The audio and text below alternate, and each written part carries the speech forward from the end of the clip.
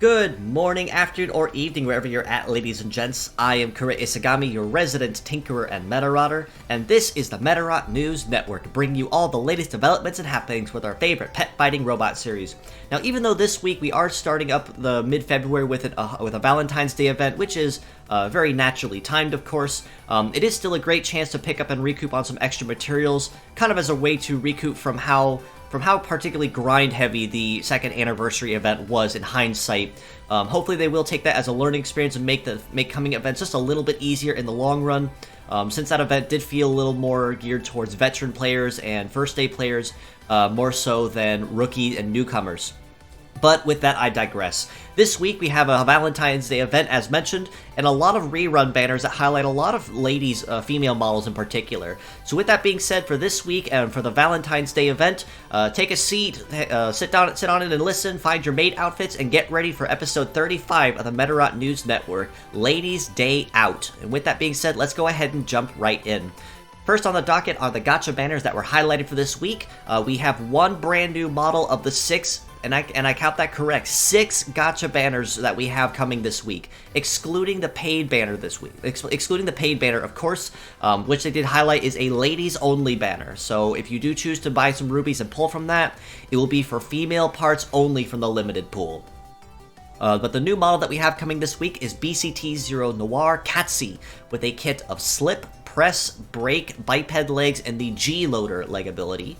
And then highlighting a lot of iconic female models from the mainline story of Medarot S, we have FSL01 Fancy Ale with Bug, Break Hammer, Napalm, Flight Legs, and the Charm leg ability, who is the partner of the iconic Hisaki, who we met in the very beginning chapters of Medarot S.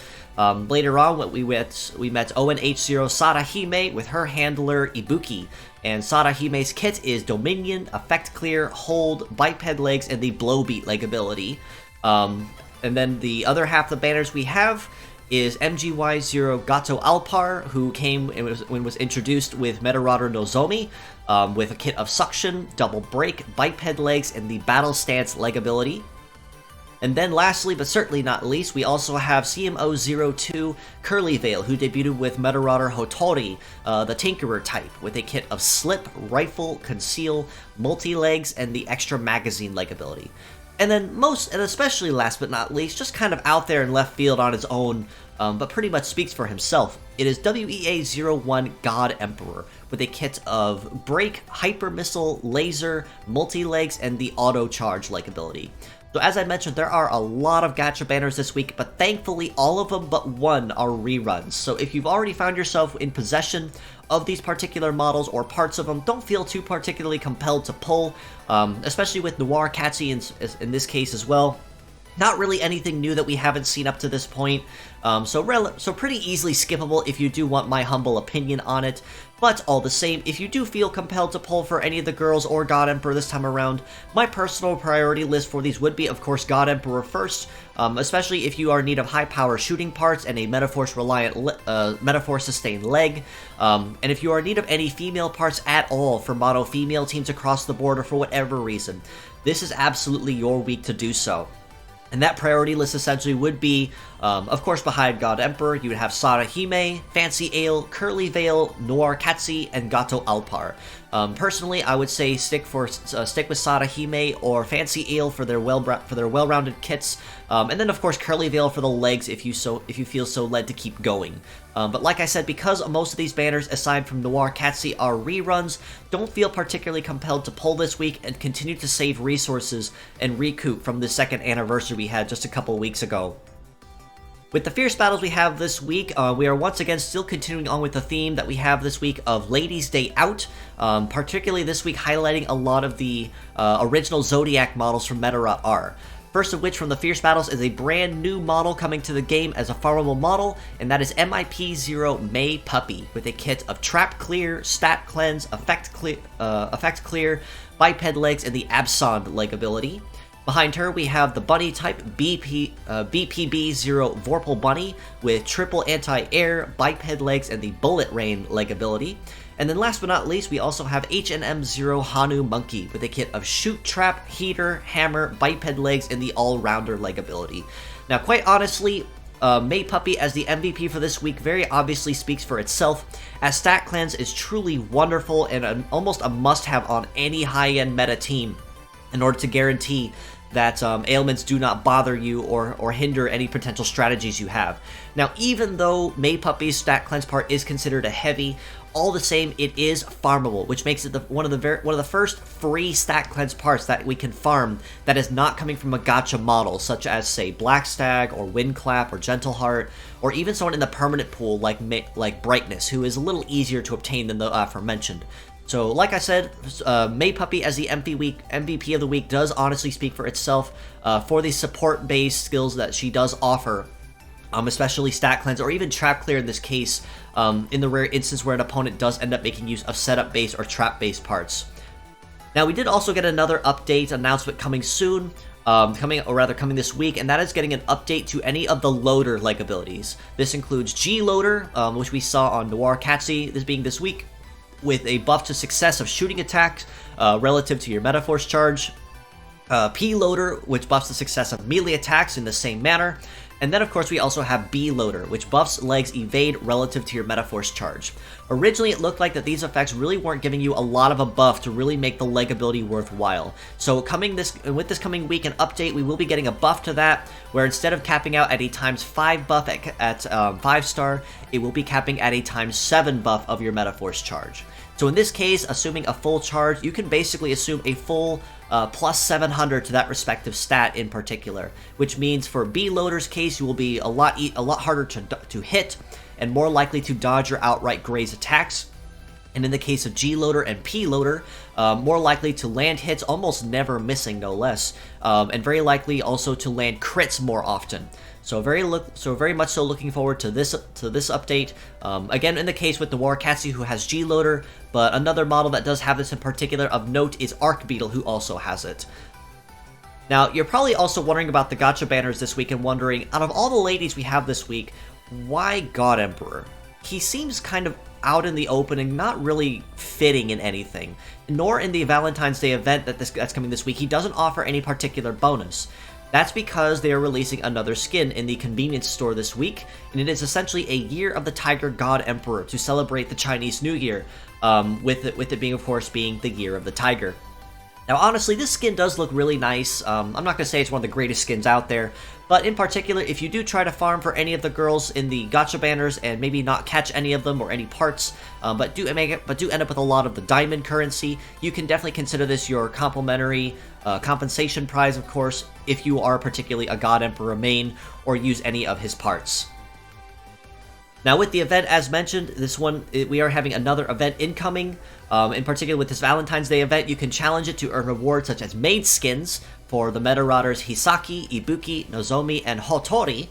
You can also have a chance to earn the Dessert Medal, which is the third medal ever released in the game thus far that has a terrain-changing Metaforce. So that alone will make it highly sought after in many cases.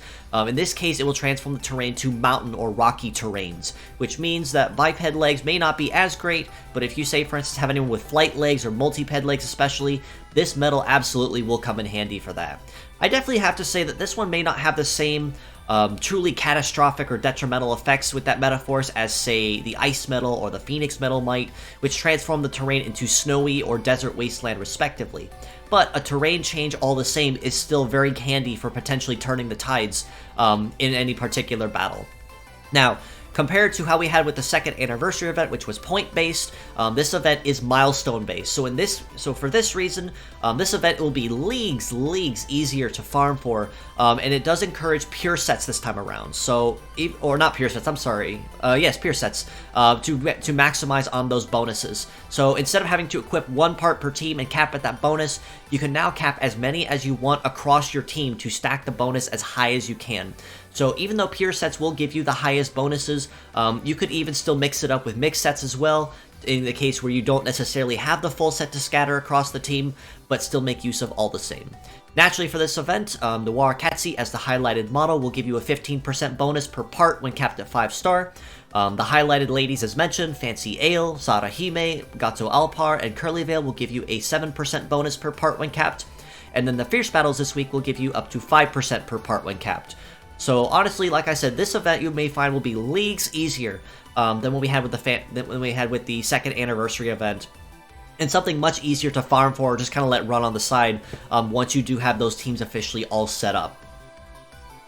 On the community front, we are still continually looking for translators for the Medarot 3 and Medarot Reloaded manga projects. So if you are versed in Japanese coding or cleaning with some time on your hands, we are more than appreciative of any efforts that you're willing to donate or contribute to the cause.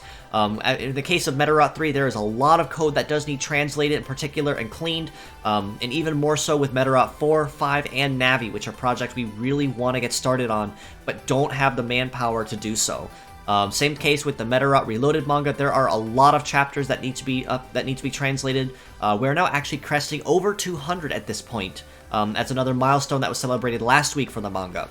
So again, if you do have some knowledge in those three fields and are willing and would love to lend a hand, you're more than welcome to reach out to me or join us in our Discord in the link provided and in the comments below. And we can definitely get you in touch with the right people to bring you up to speed on what needs done and what still needs work done.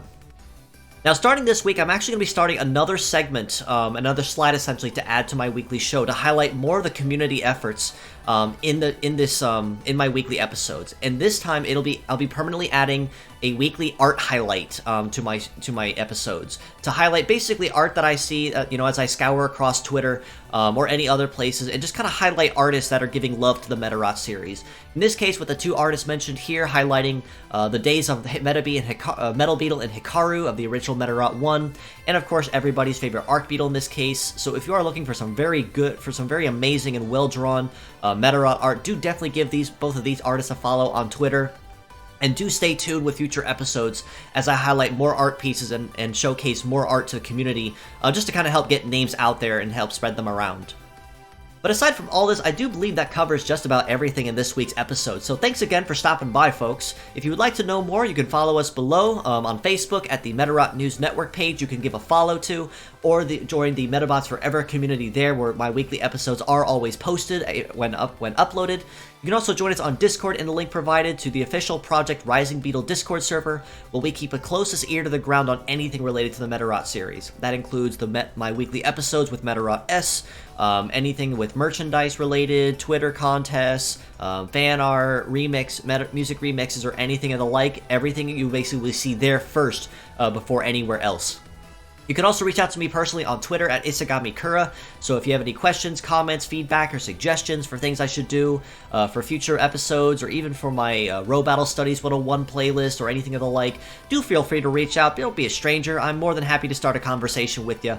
And for my Japanese friends that are watching or kind of following along, I am more than able to reach out to you guys as well. Just bear in mind that I will be using Deep Elf the translations, so if it seems just a little bit off, that's the reason why. But I will still continually do my best to reach out and participate and join in the community and reach out to them.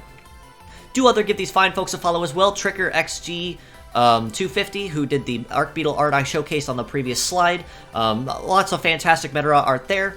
And Moen CH Sai, who also does an equal amount of fantastic Medarot art in their own style. So this is just two of many, many Medarot artists that are out there, and I have touched on these two before, so just once again giving them a friendly shout out and reminding people, hey, that they're there. Do give them a follow for more Medarot art to your feed. But aside from all this, thanks again for stopping by, folks. It's always happy to have you in for a visit. Until next time, this is your host, Kura Isagami of the Medarot News Network, signing out.